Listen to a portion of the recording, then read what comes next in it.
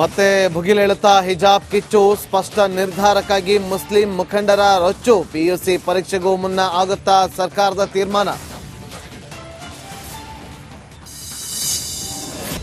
Silicon ಸಿಟಿಗೆ ಕಾದಿದ್ಯಾ ಜಲಕಂಟಕ, ಬೇಸಿಗೆಗೂ ಮುನ್ನವೇ ಜನರಿಗೆ ಜೀವ ಜಲದ ಆತಂಕ.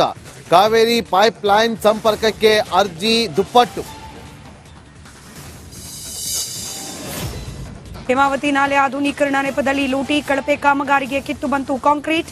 ಅಧಿಕಾರಿಗಳ ಕಳ್ಳಾಟದ ವಿರುದ್ಧ ರೈತರ ಸಿಟ್ಟು.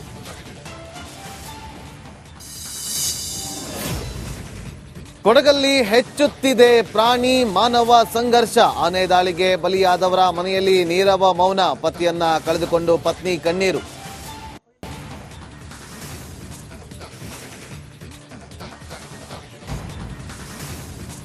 ಮತ್ತೆ ಭುಗಿಲೇಳುತ್ತಾ ಹಿಜಾಬ್ ಕಿಚ್ಚು, ಸ್ಪಷ್ಟ ನಿರ್ಧಾರಕ್ಕಾಗಿ ಮುಸ್ಲಿಂ ಮುಖಂಡರ ರೊಚ್ಚು. ಪಿಯುಸಿ ಪರೀಕ್ಷೆಗೂ ಮುನ್ನ ಆಗುತ್ತಾ ಸರ್ಕಾರದ ತೀರ್ಮಾನ.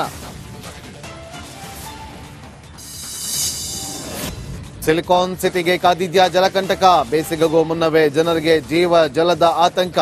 ಕಾವೇರಿ ಪೈಪ್ ಲೈನ್ ಸಂಪರ್ಕಕ್ಕೆ ಅರ್ಜಿ ದುಪ್ಪಟ್ಟು. ಹೇಮಾವತಿ ನಾಲೆ ಆಧುನೀಕರಣ ನೆಪದಲ್ಲಿ ಲೂಟಿ ಕಳಪೆ ಕಾಮಗಾರಿಗೆ ಕಿತ್ತು ಬಂತು ಕಾಂಕ್ರೀಟ್. ಅಧಿಕಾರಿಗಳ ಕಳ್ಳಾಟದ ವಿರುದ್ಧ ರೈತರ ಸಿಟ್ಟು.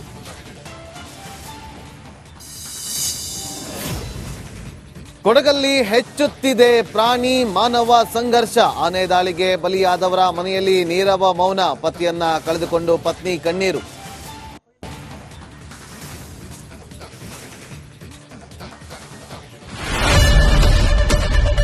ಏನ್ ಪ್ರಾಬ್ಲಮ್ ಇಲ್ಲ ಏರಿಯಾದಲ್ಲಿ? ಏನ್ ಪ್ರಾಬ್ಲಮ್? ಏನ್ ನಿಮ್ ಪ್ರಾಬ್ಲಮ್? ಇದೆಲ್ಲ ಪ್ರಾಬ್ಲಮ್ ಐತಿಲ್ಲ ಹೇಳಿ. ಏನ್ರಿ ನಿಮ್ ಪ್ರಾಬ್ಲಮ್? ಏನ್ ನಿಮ್ ಪ್ರಾಬ್ಲಮ್ ಅಂತ ಹೇಳಿ. ಯಾರಪ್ಪ ನಗರಕ್ಕೆ? ಗಾಂಧಿನಗರ, ದಾಸರಹಳ್ಳಿ, ರಾಜರಾಜೇಶ್ವರಿ ನಗರ, ಚಾಮರಾಜಪೇಟೆ, ಹುಬ್ಬಳ್ಳಿ, ಚೆನ್ನಮ್ಮ ವೃತ್ತದ ಮೈಸೂರಿಗೆ ಬಂದಿರೋದು. ಬ್ಯಾಡಗಿ ತಾಲೂಕಿಗೆ ನಾವು ಬಂದಿವ್ರಿ. ಸರ್ ಹೇಳಿ ಸರ್, ಏನ್ ಪ್ರಾಬ್ಲಮ್? ನಿಮ್ ಎಮ್ ಎಲ್ ಎ ಹೆಂಗೆ? ಏನೆಲ್ಲ ಸಮಸ್ಯೆಗಳು? ಏನ್ ಕಥೆ ಇಲ್ಲಿ ಬಂತ?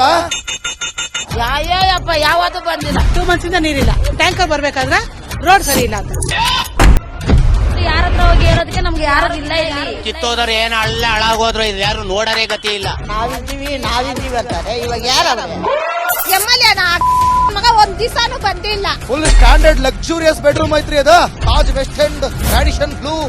ನಿಮ್ದು ಮೀಟಿಂಗ್ ಇಲ್ಲಿ ಮಾಡ್ರಿ. ಇಷ್ಟು ವರ್ಷ ಆಯ್ತು, ಇದಕ್ಕೆಲ್ಲ ಯಾರು ಸರ್ ಜವಾಬ್ದಾರಿ? 2,000 ರೂಪಾಯಿ ಬ್ಯಾಂಕ್ ಹೋಗ್ತೀನಿ ಬರ್ತಾ ಇದ್ದೀನಿ. ಬ್ಯಾಂಕಿಗೆ ಹೋಗ್ತೀರಿ 2,000 ಮಾತ್ರ ಬರ್ತಾ ಇಲ್ಲ. 2,000 ನಂದೇ ಹೊಂಟೈತು. ನಿಲ್ ಮೇಲೆ ಬಾರಿ ಐಟ್ ಅದಲ್ಲ ಮಾರೇ. ಮೇಡಮ್ ಬರಲ್ಲ ಕಣ್ರಿ ಸರ್. ರಾತ್ರಿ 1 ಗಂಟೆವರೆಗೂ ಎಣ್ಣೆ ಅಂಗಡಿ ತೆಗಿಬೇಕಂತ. ಬೆಳಿಗ್ಗೆ 4 ಗಂಟೆವರೆಗೂ ತೆಗಿಬೋದಲ್ಲ. ಮಗನೂ ನೋಡಲ್ಲ, ಯಾರು ನೋಡಲ್ಲ. ನಾನು ಒಬ್ಬಳು ನೋಡ್ಕೊಂತೀರಜ್ಜ. ಮೊಮ್ಮಕ್ಕಳಿಗೆ ಅಮ್ಮ ಅಪ್ಪ ಇಲ್ಲ, ಅವರು ನೋಡಿ ಬದುಕ್ತಾ ಇದೀವಿ. ದೇವ್ರು ಬಿಟ್ಟಂಗೆ ಆಗುತ್ತೆ.